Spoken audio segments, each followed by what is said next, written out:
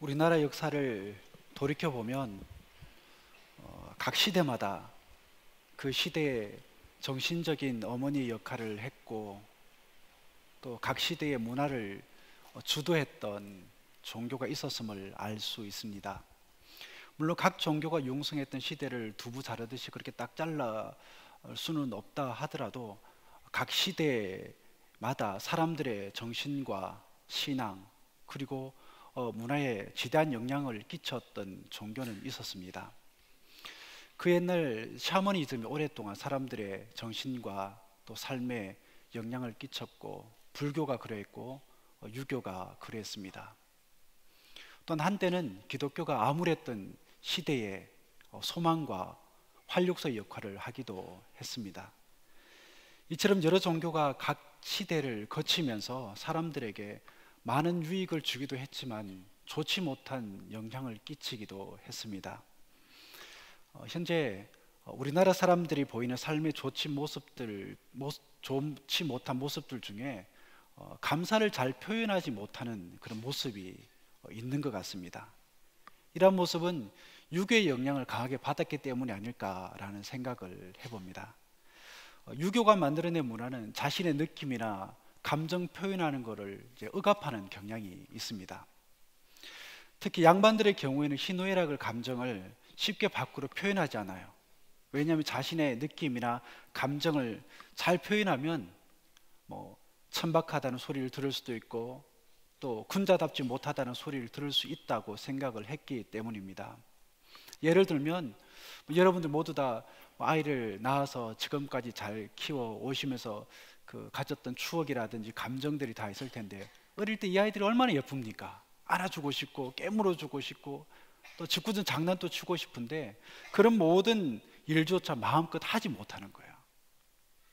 이런 문화가 수백 년 동안 우리 조상들의 정신과 삶에 영향을 끼쳤으니 그 골이 얼마나 깊겠습니까? 이런 문화 속에서 우리 모두가 예수를 알게 되었고 예수를 믿게 되었습니다. 이렇게 우리의 영적인 주인이 바뀌게 되자 우리에게 영향을 미친 이 문화도 이제 유교 문화에서 기독교 문화로 바뀌었습니다. 그러나 여전히 유교 문화권 속에서 벗어나지 못하고 있는 우리 자신의 모습을 발견할 때가 얼마나 많은지 몰라요. 즉, 세계관이나 가치관이 바뀌지 않은 채 여전히 그 속에 살고 있는 나의 모습을 발견할 때가 있더라는 겁니다. 그렇기 때문에 신앙생활이 어려워지는 거예요. 이에 비해 미국 사람들은 감사의 표현을 얼마나 잘하는지 모릅니다. 조금만 고마워도 땡큐, 조금만 미안해도 I'm sorry. 이런 문화 속에서 이렇게 살던 미국 사람들이 우리나라에 와서 살면서 정말로 이해가 안 되는 모습들 중에 어떤 게 있느냐면, 길거리 지나가다가 어깨가 부딪히거나 아니면 전철을 탔는데 발을 밟히면 미안하다는 말은 전혀 끝내지도 않고 그냥 전혀 모르는 채 그냥 생 까고 이렇게 가버리는 그런 경우들. 이처럼 잘 표현하지 않는 버릇은 신앙생활에도 그대로 나타나고 있더라는 겁니다. 교회에서 함께 찬양을 하고 또 예배를 드릴 때 이제 찬양 인도하시는 분이 가끔 이런 요구를 여러분들에게 할 때가 있죠. 옆에 계신 분들과 마주보면서 주 안에서 사랑합니다 라는 인사를 한번 해보십시오 라고 인사를 합니다. 여러분 한번 해볼까요? 네. 벌써부터 그러면 긴장하는 분이 계세요. 어색해하죠. 집에서도 자식들한테 그런 인사를 잘 안 하고 아내나 남편에게도 잘 안 하는데 교회 와서 하라고 그러니까 너무 어색한 거예요.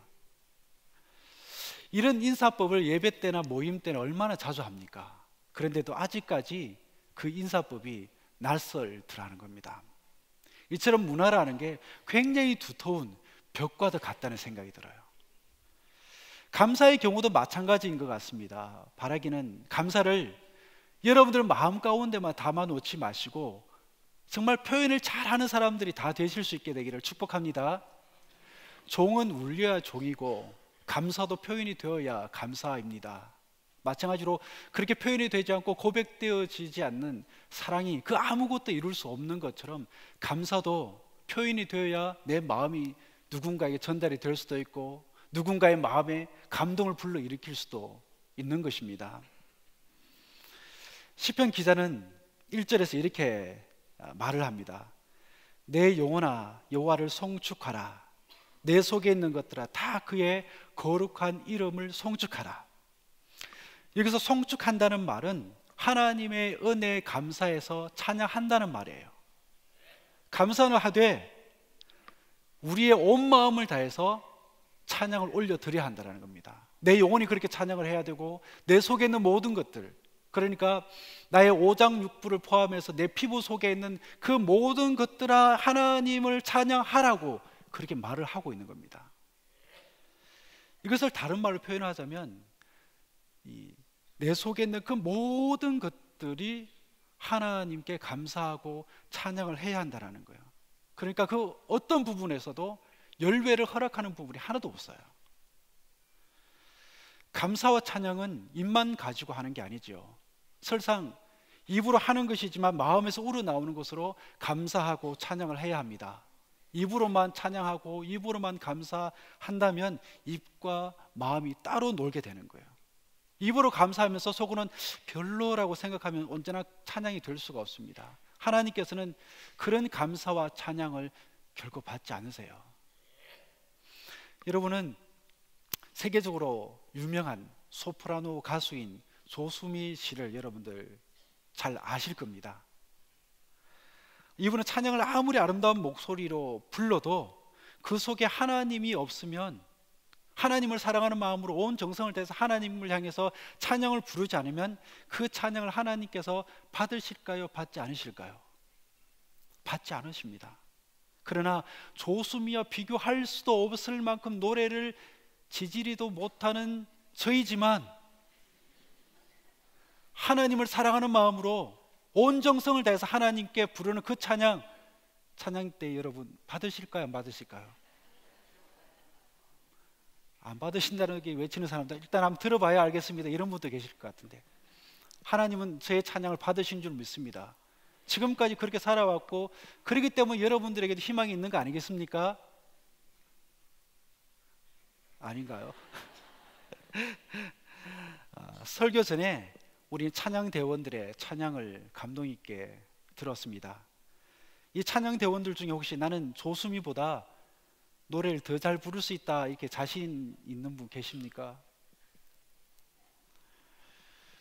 절대 무시하는 건 아니지만 인정할 수밖에 없는 한 가지 사실은 조수미보다 잘할 수 있어 보이는 분이 아무도 안 계시는 것 같아요. 제가 실수를 했다면 용서해 주시고요.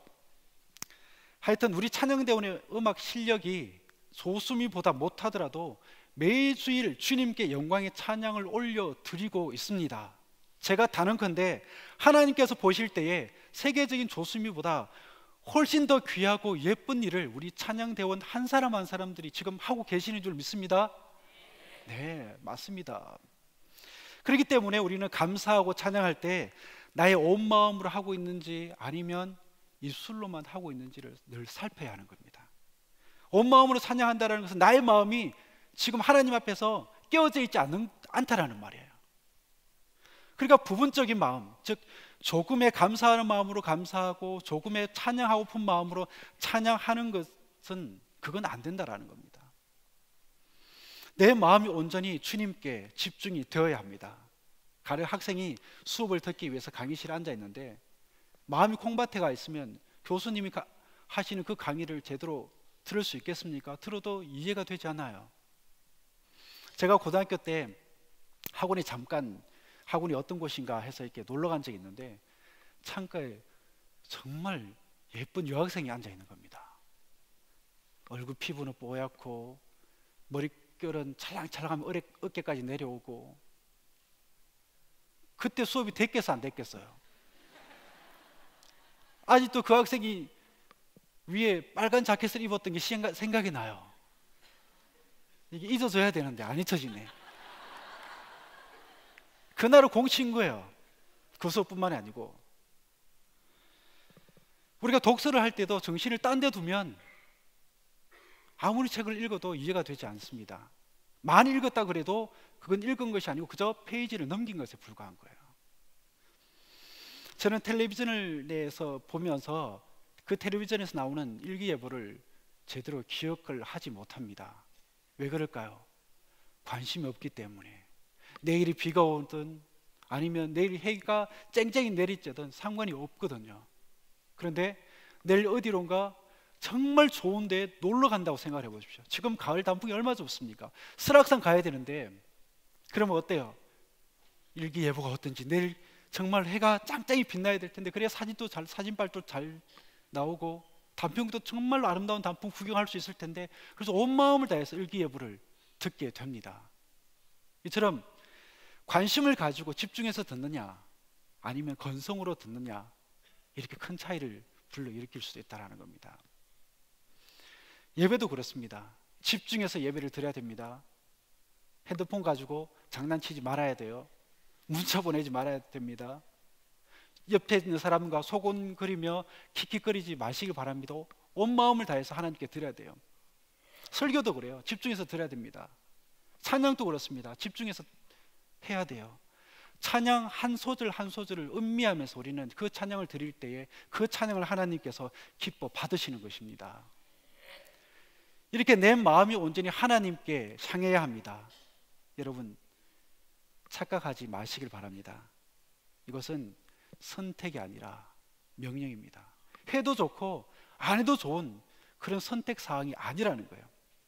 그런 부족하고 흠이 있는 마음을 하나님께서는 사절하신다는 겁니다.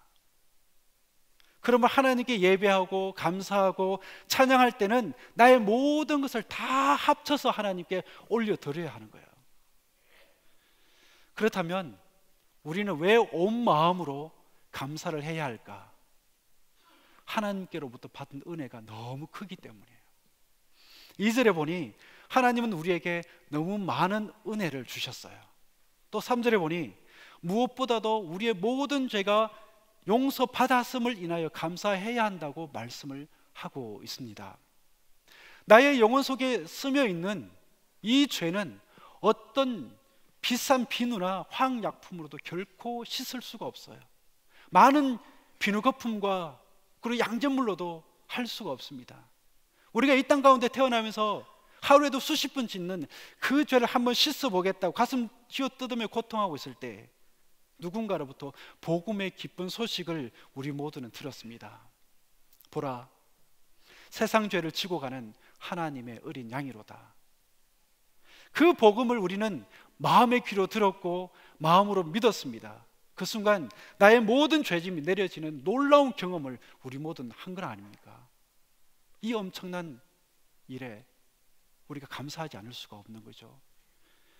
그리고 또 3절에 하나님은 나의 육체의 질병을 고치시고 나를 강건하게 하심으로 인하여 감사해야 한다고 말합니다. 나의 영혼과 나의 육체가 별탈 없이 지내는 것이 얼마나 감사하는지 몰라요. 그 둘 중에 하나라도 여러분들 문제가 있었다면 오늘 이 자리에 여러분 나와서 이렇게 예배를 드릴 수가 있었겠습니까? 바로 여기서부터 우리가 감사를 삶을 시작하자라는 겁니다. 우리는 이러한 놀라운 은혜들을 잊지 말아야 합니다. 잊어버려서 좋을 게 있고 잊어서는 안 되는 게 있습니다. 우리 삶에서 망각이라는 게 때때로 좋을 때가 있어요. 여러분들 한 달 전이나 또 1년 전 아니면 그 수년 전의 삶의 시간들을 한번 돌이켜 보십시오. 기억하고 싶지 않은 내용들이 있잖아요. 나쁜 경험들, 실패 경험들, 다시는 되새기고 싶지 않는 아픈 경험은 빨리 잊어야 됩니다. 오늘 우리가 그런 것들을 어느 정도 잊어버렸기 때문에 온전한 정신을 가지고 이 자리에 나와서 예배 드리고 있는 거 아닙니까? 그러니 나의 삶의 나쁜 것들, 아픈 게 상처가 되는 그런 아픈 기억들을 잊을 수 있음으로 인해서 하나님께 여러분들 감사할 수 있게 되기를 바랍니다. 그러나 어떤 것은 망각하면 안 되는 게 있어요. 망각하면 안 되는 걸 망각해버려서 삶에 큰 낭패를 본 사람이 있습니다. 여러분들 기억하실지 모르겠지만 옛날에 왕건이라는 드라마가 있었죠. 그 드라마를 저는 굉장히 재밌게 보았습니다. 이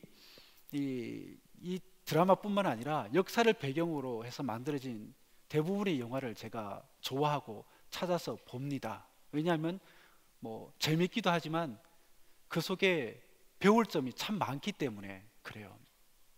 그건 그렇고 후고구려를 세운 궁예가 처음에는 백성을 얼마나 사랑하는지 몰라요. 얼마나 보살피는지 모릅니다. 얼마나 백성들의 편에 서서 외치는지 몰라요. 그 때문에 인심을 얻을 수 있었고 많은 사람들이 그를 따라갑니다. 그러나 나라가 점점 커지고 강성해지면서 초심을 다 잊어버리고 독재자가 되고 말아요. 그러면서 사람들의 인심이 그로부터 등을 치게 되었고 나중에는 왕건에게 나라를 빼앗기고 말았습니다. 우리 역시도 잊어서는 안 될 게 있습니다. 여러분, 성도가 잊어서는 안 될 게 뭐가 있겠습니까? 바로 하나님의 은혜이죠. 또한 다른 성도에게 받은 도움을 잊지 말아야 됩니다. 내가 힘들 때 손을 잡아주면서 기도해 주었던 권사님, 내가 아파서 몸둘 바를 몰라서 병원에 누워 있을 때에 차와 와줘서 말 한마디라도 깨끗하게 따뜻하게 해주었던 어느 집사님, 정말 교회 갈 수 없을 정도로 내가 힘들어서 집안에만 있을 때 밥을 어떻게 제대로 먹고 사는지 몰라서 반찬 몇 가지라도 만들어서 찾아온 그 따뜻한 손길, 그 손길을 우리는 잊어서는 안 되는 것입니다. 그런데 우리는 하나님께 받은 은혜를 얼마나 기억하고 있습니까? 얼마나 하나님께 감사하고 있습니까? 그러나 정말 마음으로부터 감사한다면 입술만으로 끝내버려서는 안 됩니다. 나의 희생이 있고 나의 드림이 있어야 됩니다. 우리가 살다 보면 어떤 사람에게 큰 은혜를 받을 때가 있잖아요. 그러면 너무나 고마워서 그 사람에게 무언가를 해주려고 그렇게 몸부림을 쳐요. 그 사람이 내게 베풀어준 그 은혜의 일부분이라도 어떻게 갚아야 될 텐데 라는 마음으로, 그 마음이 바로 인지상정 아닙니까? 동일하게 우리가 주님께도 그런 마음을 가질 수 있어야 된다라는 겁니다. 어떤 사람은 주님의 은혜가 너무도 감사해서 자신의 몸을 주님을 위해 헌신합니다. 교회의 조그만 일을 맡아서 자신의 몸을 드리기도 합니다. 각 부서에서 봉사할 수도 있어요. 부엌에 가서 설거지를 할 수도 있습니다. 시간을 드릴 수도 있어요. 물질로 그 감사를 표현할 수도 있습니다. 그러나 주님의 그 큰 은혜를 갚는 제일 좋은 모습은 나의 시간과 나의 열심을 들여서 그분과 친밀한 만남과 교제를 가지는 것입니다. 그것을 위해 여러분, 세상에 묶어두었던 여러분의 마음을 풀어서 하나님께로 돌이키시길 바랍니다. 즐거움과 행복을 맛보던 세상의 낙을 오늘 이 시간으로 불러 조금이라도 내려놓을 수 있는 여러분 되시기를 바랍니다. 온 마음으로 감사해야 하는 또 다른 이유는 하나님께서 항상 나의 심령을 새롭게 하시기 때문입니다. 5절에 이렇게 말씀합니다. 좋은 것으로 내 소원을 만족하게 하사 내 청춘을 독수리같이 새롭게 하시는도다. 하나님은 우리 죄를 다 용서하시고 구원하신 후에 우리에게서 완전히 손을 떼시는 그런 분이 아닙니다. 내가 너를 죽도록 구원해 주었으니 이제는 네 힘으로 한번 살아보라고 하시는 분 아니에요. 정말 정상적인 어머니라면 핏덩이를 낳아놓고 내가 너를 얼마나 힘들게 낳은 줄 알아? 그러니까 이제부터 너는 너 힘으로 한번 살아봐. 그렇게 내팽개치는 부모가 아무도 없다라는 겁니다. 오히려 그 아이가 성인이 될 때까지 얼마나 헌신적으로 희생적으로 그 아이를 돌봐줍니까? 요즘은 자녀를 결혼시킨 후에도 열심히 손자, 손녀를 봐주는 등 자녀의 인생에 줄기차게 희생하는 어머니들의 모습을 우리가 얼마나 많이 봅니까? 하나님께서 이스라엘을 애굽에서 인도에 내신 후에도 이스라엘은 계속해서 하나님께 범죄를 저지릅니다. 그 범죄들 중에 모세가 십계명을 받으러 시내산에 올라간 사이에 백성과 아론이 금송아지를 만들어 놓고는 거기서 춤을 추고 이 향나게 그런 축제를 벌입니다. 이 하나님께서 화가 나서 나는 너희들과 더 이상 함께 가지 않겠다고 그렇게 말씀하시죠. 하나님께서 얼마나 성질이 났으면 애굽에서 친히 구해낸 자기 백성들이 어떻게 되든 나는 전혀 상관하지 않겠다는 이런 말씀하셨을까? 그래서 모세와 백성들이 울며 불며 회개함기 시작합니다. 그랬더니 하나님께서 마음을 바꾸시고는 다시금 그들을 인도해서 가나안까지 들어가게 되죠. 가만히 생각해 보면 하나님은 오늘 우리들에게도 그렇게 인도하고 계신다라는 고백을 하지 않을 수가 없습니다. 우리 영혼의 목자로서 그분은 우리의 영적인 기갈들을 채우십니다. 구원받았다고 해서 영적인 기갈이 없는 게 아니거든요. 물론 구원받기 전에 기갈과 구원받은 후의 기갈은 성격이 다릅니다. 구원받기 전에는 하나님께 접근하는 자격을 얻기 위한 기갈이라면, 구원받은 후에는 하나님을 더 알고 싶고 하나님의 능력을 더 경험하고 싶고 하나님께 더 쓰임받기 위한 기갈이 우리 마음 가운데 있는 거예요. 하나님은 이런 소원을 가지고 있는 성도들의 마음을 만족해 하십니다. 그뿐 아니라 하나님은 매 순간 우리의 필요를 채워주시고 인생의 걸음걸음을 인도하시는 분입니다. 우리가 살다 보면 그런 경우가 있지 않습니까? 내가 극심한 환경에 처했을 때 하나님이 나를 떠나버리신 게 아닌가, 하나님이 나를 버리신 게 아닌가 하는 생각이 들 때도 있어요. 그러나 그렇지가 않습니다. 온 세상이 다 나를 버려도 그 하나님만은 나를 떠나지, 그리고 나를 버리지도 않습니다. 그렇기 때문에 어떤 환경 속에서도 그분을 믿는 마음을 잃지 마시고 신뢰하면서 하나님 앞에 기다릴 수 있는 여러분 되시기를 바랍니다. 상담학자로 유명한 정택이 목사님은 젊은 시절에 신앙으로 인해 굉장히 방황을 했던 적이 있다고 합니다. 산이나 들로 다녀보기도 하고 기도원에 가서 어떤 문제를 해결해 보기도 노력을 했지만 그 마음 가운데 깃든 그 답답한 마음을 해결할 수가 없었다고 합니다. 그러던 어느 날 지상과 지옥의 중간 지대쯤 되는 곳으로 생각되는 소록도에 가게 되었어요. 그런 곳에 사는 사람들에게 무슨 희망이라는 게 있을까, 살아야 할 이유가 있을까 하는 생각으로 갔다고 합니다. 소록도에 가서 교회에 이제 들어갑니다. 마침 수요 낮 기도 시간이어서 통성 기도가 막 시작이 되고 있었습니다. 기도를 해보려고 애를 써도 안 되고, 그래서 끙끙거리고 있는데 뒤에 있는 사람의 기도 소리가 자신의 귓속을 강하게 그렇게 파고들더랍니다. 그 기도 소리는 잠든 영혼을 흔들어 깨우고 메마른 가슴을 후려치게 충분할 정도의 기도 소리였다고 합니다. 하나님, 제게 주신 은혜가 어찌 그리 크신지요? 어찌하면 이런 주님의 은혜를 제가 조금이라도 갚을 수가 있을까요? 기도 소리의 주인공이 어떤 사람인지 너무 궁금해서 견딜 수가 없었습니다. 이 저주받은 섬에 도대체 어떤 사람이기에 저렇게 특별한 하나님의 은총을 받아서 지금 이렇게 살고 있을까? 너무나 궁금한 나머지 뒤를 돌아보았다고 합니다. 거기에는 흉측한 몰골을 한 나환자 노인이 앉아 있었습니다.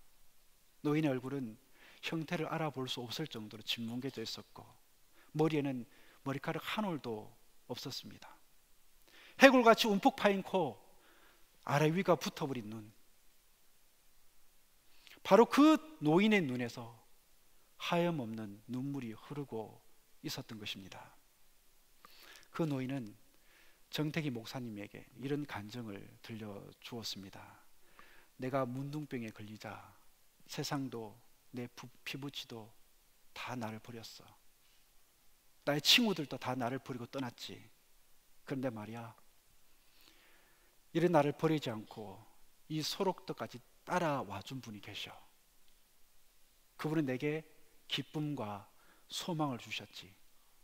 할머니가 따라오셨군요. 아니, 예수님이 따라오셨어. 귀와 코와 손가락이 다 녹아버린 나 환자도 이렇게 감사할 수 있다면 우리가 하나님께 감사할 수 않을 이유가 어디 있겠습니까? 그렇게 감사할 때 우리는 독수리가 날개치며 올라가듯 영적으로 튼튼하고 싱싱한 성도가 되어질 것입니다. 2017년도가 시작이 된 지 벌써 9개월이 지나 10월이 되었습니다. 계절은 봄을 지나 여름을 지나 가을이 되었습니다. 이렇게 수많은 시간이 지나기까지 나의 생명을 지켜주셨고 시시때때로 필요한 은혜를 주시며 하나님의 존재도 경험케 하신 그 은혜를 우리는 돌아보아야 합니다. 잊어서는 안 됩니다. 그런 하나님을 기억하면서 과연 우리는 어떤 마음을 가져야 할까요? 오늘의 말씀처럼 감사의 마음을 가져야 합니다. 감사의 마음을 가질 때 내 영혼을, 그리고 내 속에 있는 모든 것들로 하나님을 향하여 감사의 마음을 드릴 수 있기를 바랍니다. 왜 그렇습니까? 하나님께 받은 은혜가 너무 크기 때문에 그렇고, 하나님이 나를 인도해 주시고 새롭게 하시기 때문에 그렇습니다. 정연복 시인의 감사라는 시를 여러분께 읽어드리며 오늘 설교를 마무리할까 합니다. 감사. 지금까지 멀리에서 나를 찾아온 햇빛과 달빛과 별빛 그 얼마, 무너지는 나의 등 따뜻이 토닥여준 고마운 손길 그 얼마, 흔들리는 내 가슴 가만히 안아준 엄마 같은 품 그 얼마, 내 삶의 희망을 가져다 준 초록 이파리와 푸른 하늘 그 얼마. 그때는 아팠지만 이제 뒤돌아보니 오히려 감사하게 되는 날들 그 얼마. 나를 좀 더 튼튼하고 깊이 자라게 해준 고통과 시련의 시간들 그 얼마. 아직은 나 인생이 서투르고 사랑의 참 기쁨과 슬픔도 잘 모르지만 그래도 살아온 날 손꼽으며 가슴속 문득 와 닿는 한 깨달음 있네. 지금껏 내 인생 굽이굽이 은총의 그늘 아래 있었다는 것, 가지각색 수많은 천사들이 말없이 나를 보듬고 지켜주었다는 것. 기도하겠습니다. 하나님, 잊고 살아서 죄송합니다. 당연히 감사해야 했던 순간에 감사를 잊어서 죄송합니다. 시원한 바람이 불어오매 감사를 잊었고, 따스한 햇살에 감사를 잊었으며, 탐스러운 열매에 감사를 잊었습니다. 이 외에도 감사를 잘 하지 못했던 지난 날들로 인해 죄송합니다. 큰 것에 감사하려 하기보다 작은 것에 감사를 잘 하는 우리가 되게 하옵소서. 예수님의 이름으로 기도드립니다. 아멘.